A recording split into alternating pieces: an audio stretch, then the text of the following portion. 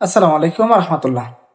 বর্তমান চলিত ইস্যুটা আমাদের সবার সামনে বেশি আসতেছে। বিষয়টা হচ্ছে ডাবিতে একজন ভাইকে ওরা পিটিয়ে হত্যা করছে। তো এখানে একজন এখন বর্তমানে প্রকাশ হয়ে গেছে, উনি ছাত্রলীগেরই ছিল।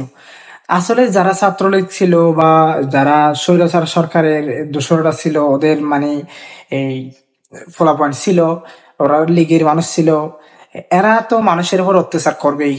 এটা স্বাভাবিক। মানুষ, এরা মানুষকে মানুষের মর্যাদা কখনো দিবে না, বা ভবিষ্যতেও এরা দিবে বলে আশ্বাস দিবে, বাট দিবে না। এটা প্রথমে আপনাদের মনে রাখতে হবে।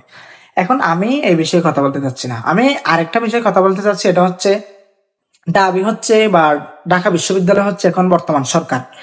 সরকার বলতে যতগুলা বাংলাদেশের মধ্যে এখন কি আছে, মানে বড় বড় পদের মধ্যে আছে, এখানে ডাবির শিক্ষার্থীরাই বেশি, আমাদের বড় ভাইরাই বেশি। এখন ভাই, আপনাদের মোবাইল চুরি হয়েছে বা আপনাদের একটা জিনিস ক্ষতি হয়েছে, তার মানে এমন নয় যে আপনাকে মানুষ মেরে ফেলতে হবে। মানুষ তো ভাই আর হিংস্র প্রাণী নয় যে মনে করেন মানে সাপকে যেভাবে মানুষ পিটিয়ে মারে, এইভাবে একজন মানুষকে পিটিয়ে মারাটা কিন্তু অন্যায়। এটা সবাই বলতেছে, কিন্তু যারা এই বিষয়ে জড়িত ছিল বা এর পিছনে যারাই ছিল, আমি এতটুকু পর্যন্ত বলবো সবাইকে প্রথমে শাস্তির আওতায়, সর্বোচ্চ শাস্তির আওতায় আনেন। তারপর কথা হচ্ছে, বাংলাদেশের বিভিন্ন জায়গার মধ্যে এমন অধিকাংশ ঘটনা কিন্তু এখন চলে যাচ্ছে, হয়তো আমাদের মানে সামনে আসতেছে না।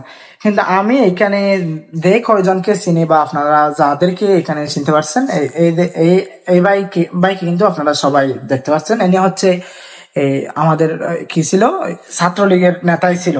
মানে ওরা ছাত্রলীগের সভাপতিকে নিয়ে ছবি টবি দিছি। এখন ডাবিতে যারা মানে কি করেন, এখন ডাবি হচ্ছে বাংলাদেশের সর্বোচ্চ একটা ক্ষমতাবান প্রতিষ্ঠান বলতে গেলেই। কারণ ঢাকা বিশ্ববিদ্যালয় হচ্ছে বিশ্বের মধ্যে বা বিশ্বের মধ্যে এখন একটা সুপরিচিত ডাবি। বিশ্বের মধ্যে সর্বোচ্চ সুপরিচিত হয়ে গেছে ডাবি। কারণ ঢাকা বিশ্ববিদ্যালয়ের শিক্ষার্থীরা যে আন্দোলন করছে, বা প্রত্যেকটা বিশ্ববিদ্যালয়ের শিক্ষার্থীরা করছে, এখানে চট্টগ্রাম বিশ্ববিদ্যালয় সহ চট্টগ্রাম কলেজ বা এই জাহাঙ্গীরনগর বিশ্ববিদ্যালয়, প্রত্যেকটা বিশ্ববিদ্যালয় আন্দোলন করছে, এটা ঠিক আছে। কিন্তু সেন্সিটিভ যেখান থেকে নেতৃত্ব দিছে কেন্দ্রীয় ভাবে, এটা ঢাকা বিশ্ববিদ্যালয় দিছে। ভাই, উনি যদি ভুল করে প্রথমে ওনাকে শুধরে দেন, নাইলে ওনাকে ধরে আইনের আওতায় তুলে দেন। কিন্তু আইনটা আপনার হাতে তুলে নেবেন, এটা তো সুন্দর লাগে না। আপনি ক্ষমতাবান বলে আপনি ধরে মানুষকে পিটাইবেন, আপনি ধরে মানুষকে অত্যাচার নির্যাতন করবেন, এটা তো আর নীতির সাথে যায় না।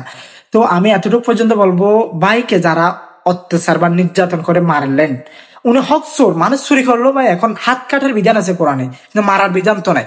উনি মোবাইল চুরি করছে, কিন্তু এমন প্রমাণও নাই, সন্দেহ করছে যে, সন্দেহ করে যদি মানুষকে এমন অত্যাচার করে মারা হয়, কেন ওনাকে বাদ দেওয়া হয়েছিল? বাদ দেওয়ার তো কোনো প্রয়োজন নাই, বাদ না দিয়ে কিন্তু মারতে পারতেন।